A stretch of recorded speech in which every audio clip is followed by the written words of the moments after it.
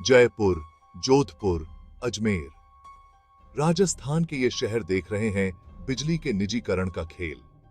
सारे grid, sub station private कंपनियों को दिए जा रहे हैं।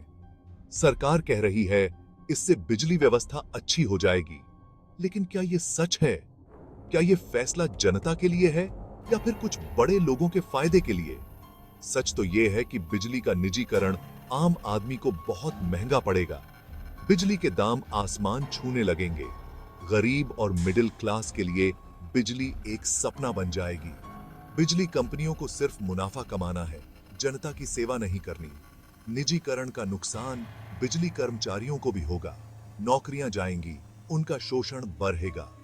बिजली विभाग, जो कभी सरकारी नौकरी का सबसे बड़ा अड्डा था, अब ठेकेदारों का अड्डा बन जाएगा। क्या यही विकास है? यह फैसला जल्दी में लिया गया है। सरकार ने जनता और कर्मचारियों से कुछ नहीं पूछा।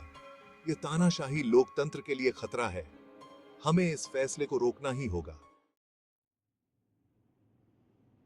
बिजली विभाग आज जिस हालत में है, उसकी जिम्मेदारी पुराने संगठनों पर भी है। ये संगठन हमेशा से सरकार के करीबी रहे हैं। सरकार ने इनको हमेशा बचाया है। नतीजा? इन संगठनों में भ्रष्टाचार और अक्षमता फैली हुई है। इन संगठनों ने बिजली विभाग को बर्बाद कर दिया है। बिजली कम बन रही है, ट्रांसमिशन लॉस BRH गया है और बिजली चोरी रुक नहीं रही है। इसका खामियाजा जनता को भुगतना पड़ रहा है। सरकार इन संगठनों को बचाने में लगी हुई है। जब भी प्राइवेटाइजेशन की बात आई, ये संगठन विरोध करते रहे हैं। सरकार इनके दबाव में आकर प्राइवेटाइजेशन टालती रही है। लेकिन अब सरकार को समझना होगा कि प्राइवेटाइजेशन ही एकमात्र रास्ता नहीं है। बिजली विभाग को बचाने के लिए जरूरी है कि पुराने संगठनों को हटाया जाए और उनकी जगह नए और अच्छे संगठन बनाए जाएं। बिजली विभाग के कर्मचारी सालों से अपनी परेशानियों के लिए आवाज उठा रहे हैं। तनख्वाह, प्रमोशन, संसाधनों की कमी, ये उनकी कुछ जरूरी मांगे हैं, लेकिन मैनेजमेंट ने उनकी कभी नहीं सुनी। कर्मचारियों को हमेशा आश्वासन ही मिले, पर समस्याएं जस की तस रही। इससे कर्मचारियों में गुस्सा बढ़ता गया। उन्हें लगने लगा कि कोई उनकी सुनता ही नहीं। कर्मचारी और मैनेजमेंट के बीच की दूरी बढ़ती गई। अब तो बातचीत का कोई रास्ता ही नहीं बचा है। कर्मचारियों का मानना है कि अब सिर्फ आंदोलन ही एकमात्र रास्ता है। कर्मचारियों की नाराजगी सही है। उन्हें अच्छी सैलरी, इज्जत और काम करने का अच्छा माहौल चाहिए। सरकार और मैनेजमेंट को उनकी मांगों पर ध्यान देना होगा, वरना आंदोलन की आग पूरे देश में फैल सकती है। बिजली कर्मचारियों का संघर्ष नया नहीं है। इंदिरा गांधी के समय में भी कर्मचारियों ने अपने हकों के लिए आंदोलन किया था।